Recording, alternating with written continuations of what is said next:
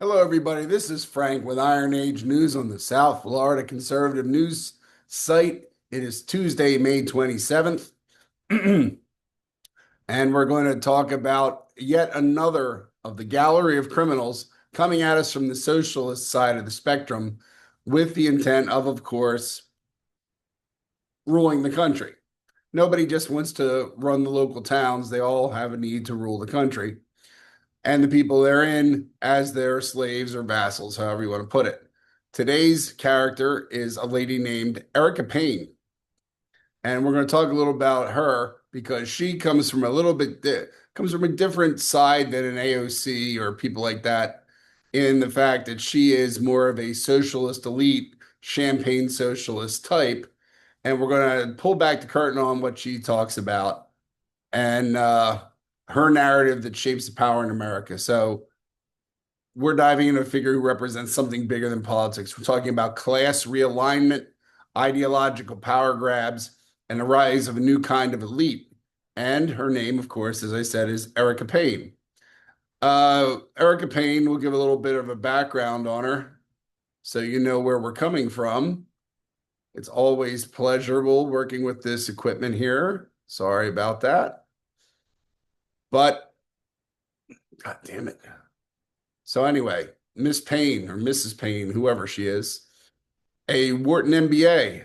It's the University of Pennsylvania, home of a lot of socialists lately. She's a Democratic fundraiser, a polished operative of the progressive world. But more than that, Erica Payne is the architect of like we call a managed utopia. If you have had an opportunity to attend any of those type of meetings, you'll understand pretty clearly what managed utopia is. Usually it's the rest of the people that are talking at these seminars will not tell you how they got to the point where this utopian begins. They don't talk about the killing fields. They don't talk about the pogroms. They don't talk about the re-education camps. They are there at that point, and from here on in, it's nothing but electric vehicles, sunshine, and bug burgers for everybody. So Miss Payne she's the founder of a group called Patriotic Millionaires, a group of self-declared wealthy progressives who say, tax us more, tax us more. On paper, it sounds noble, right?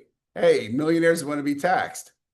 It's a calculated shift, one where moral capital replaces productive capital, and a new managerial class installs itself in place of the very industrials that it seeks to erase. So it needs some decoding because we have to use words that seem to mean something but don't mean something. That's the problem with today's socialism and the DEI and everything. There's very important sounding words that really mean either very ugly things or nothing at all. So let's decode this. The patriotic millionaires push for higher taxes, radical wage laws, and limits on political spending. But scratch beneath the surface, right? And you're going to find that these people are not builders of companies or creators of jobs. The money is not the money that they imply. They are legacy financiers. They are NGO bureaucrats, and some of them just have daddy's money, as we used to say in the old days, right? They're benefits of a different era's capitalism. They're embarrassed that their parents made money, but they're not going to give it away because that's just crazy talk when they can found a great new communist world with it, right? They do not have it in them. They have not founded industries. They have not engineered jobs. What they have done is position themselves to control the flow of wealth through lobbying, media, and legislation. And they do it cloaked in moral armor. But this isn't a revolution of the working class. It is a swapping of one group of elites for another. So, this is where they are unique in this more so than some of the others, I would say. You have the Clooney's out there and all that kind of stuff, but this is on a much grander scale than what you're going to see there, okay?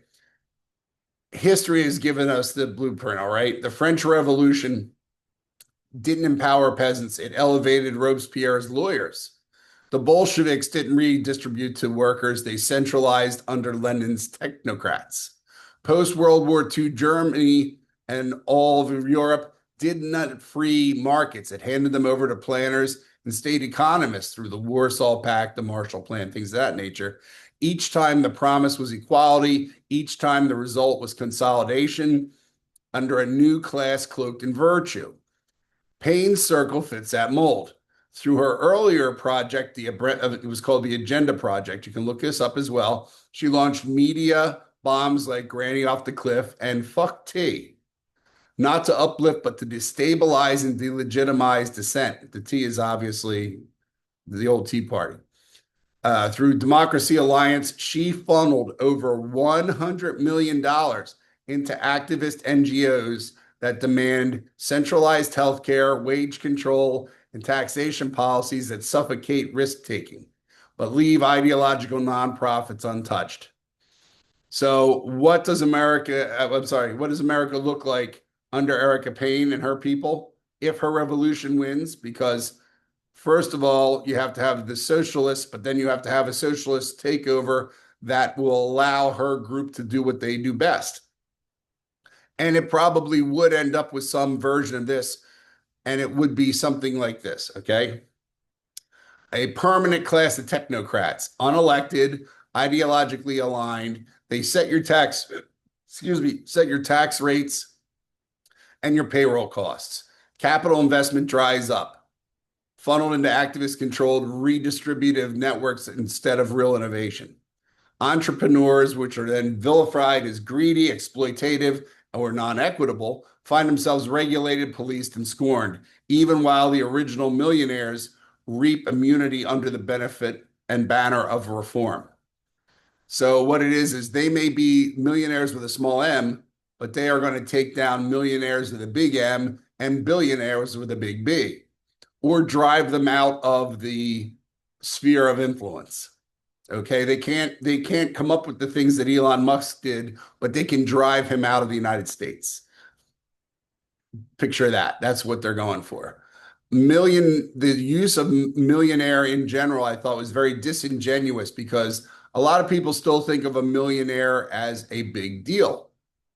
Those of you who live in South Florida, I think it would be hard. And actually, I just looked at a paper from an area called Long Beach Island, New Jersey, of all places. The average house is at least $1 million. So if you own a house in Long Beach Island, New Jersey, you're a millionaire. And judging by the people that have moved in there, from what the paper had said, you're probably Erica Payne's type of millionaire. So there you have it. You can feel superior to everybody because you have $1 million, but you can also bring everybody down to your level who is better than you with crippling taxes, a police force that's out of control, things of that nature, okay? And what you have is this is the genius of the Patriotic Millionaire brand. They're not against wealth. They just want to reassign it to themselves, from the doers to the talkers, from the builders to the central planners, from industry to ideology.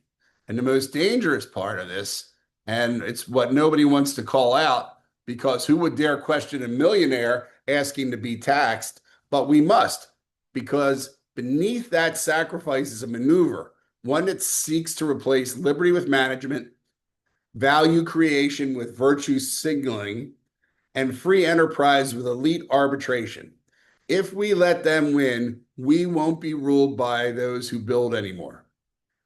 We'll be ruled by those who believe it's their right to command those who still can. So that's pretty much it. We'll go into her philosophy probably at a later date because some things have been cherry picked out of different parts of it, but the majority of it is still straight up socialism with a twist. And then, of course, the World Economic Forum stuff with an if or a but, right? Dangerous group. They're out there. The idea that they use, it's almost like what we call a good revenge politics. Oh, the billionaires have it so good while you live like shit. Well, we'll bring them down to your level, but you won't, because you can't. Because honestly, let's be honest. If you're a billionaire or a guy who has $100 million, let's say you have 100 million, say you have $50 million, right? You live in the United States. If it gets too hot for you, guess what you do? You move.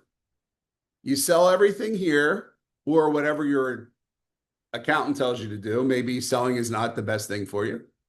You do whatever you have to do here and you move out of the country because $50 million or more, you can do whatever you want. You're at least going to have 5 million a year to operate with.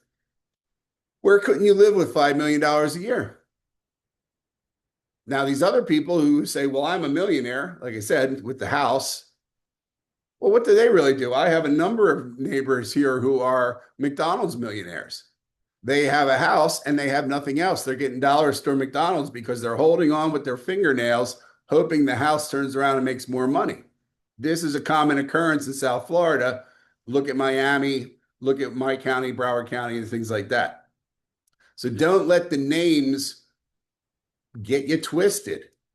These people are for real, and they are coming at you from the very beginning with a lie. And you're going to see more and more of them out there.